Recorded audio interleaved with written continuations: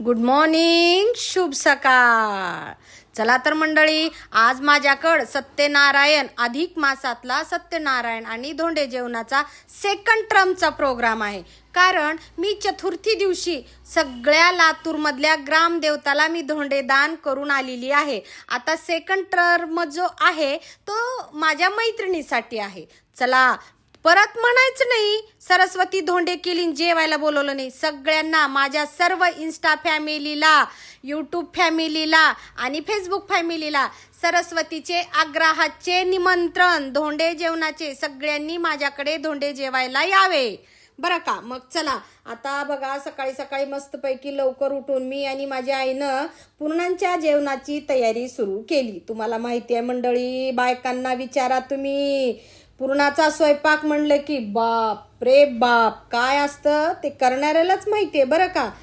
उगी आयती पोळी खाणाऱ्याला त्याचं काय हो. हे पहा, आमचे राजे सुद्धा मदत करत आहेत. आणि बघा मंडळी, कसं आहे माहितीये का, माझं लेकरू, आता माझ्या घरी मुलगी नाही हे तुम्हा सगळ्यांना माहिती आहे. त्याच्यामुळं माझं लेकरू मला सगळ्या कामात मदत करते आणि मी जगातली सगळ्यात श्रीमंत आई आहे बरं का.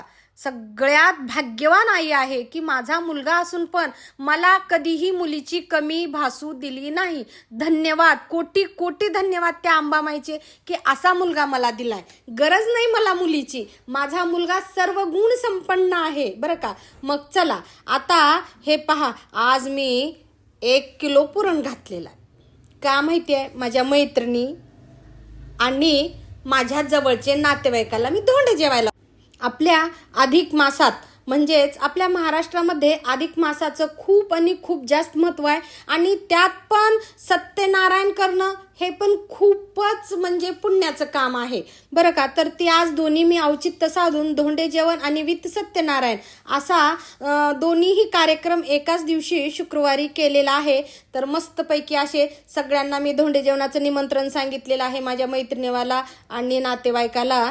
तर मी आणि माझी आई वेगळे धोंडे करतोय. सगळेजण ते पुरण घालतात. मग पुरण कसं ओलं असतं मंडळी, पुरण ओलं असतं, तळल्याच्या नंतर ती घट्ट खाल्ल्या जात नाही. त्याची वरची खालची साईड एवढी कडक असती की ती म्हणजे पोटाला पण हजम होत नाही. म्हणून मी वेगळे धोंडे केलेली आहे, बघू शकता तुम्ही. आणि ही धोंडे खाणाऱ्याला विचारा काय धोंडे होते माझे मंडळी. मी ही तुम्हाला माहिती आहे आपल्याकडे तेलची करतात, ते तेलचीचं सारण केलेलं आहे. आणि करंजाच्या पिठाच्या लाट्या, म्हणजे आपण साट्याच्या ज्या करंजा करतो ना, एकदम खारीसारख्या खुसखुसूत माझ्या करंज्या असतात. मी त्या करंज्याचं साट्याचं पीठ तयार करून आपल्या तेलच्याचं सारण करून अशा प्रकारचे हे मी धोंडे केलेले तुम्ही बघा. आणि मी एक एक धोंडा तळत आहे प्रत्येकाने. मी आता कुठं पण खूप धोंडे जेवले. धोंडा वाढलं की जीव बापरे वाटतंय, ती चावत नाही. जाडच्या जाड काताड, त्यात पुरण घट्ट बंडे असतं आणि वरून ती काताड निबरढक झालेलं असतं, चावत नाही.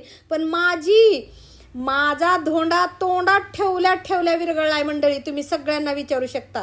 चला तर मग आता श्री सत्यनारायण महाराज की जय. श्री ऐका सत्यनारायणाची कथा.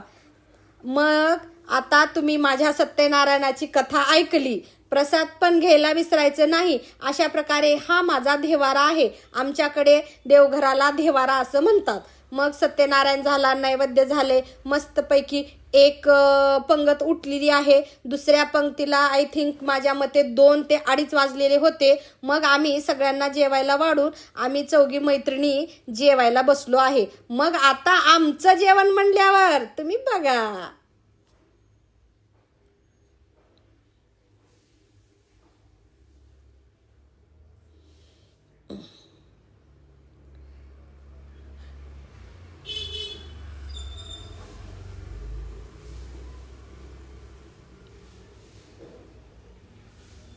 अशा प्रकारे मंजू आमची निघालेली आहे.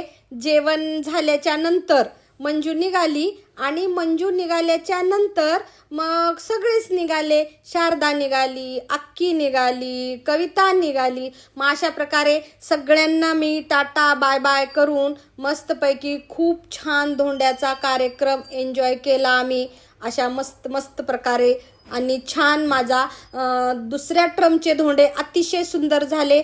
सरस्वतीज ब्लॉगला लाईक व सबस्क्राईब करायला विसरायचं नाही मंडळी. तुमच्या प्रेमामुळं, तुमच्या एका लाईकमुळं मला नवनवीन व्हिडिओ करण्यासाठी आनंद मिळतो आणि मला असं वाटतं की चला आपल्याला कुणीतरी लाईक करते म्हणून मी हे सगळं तुमच्यासाठी करत आहे.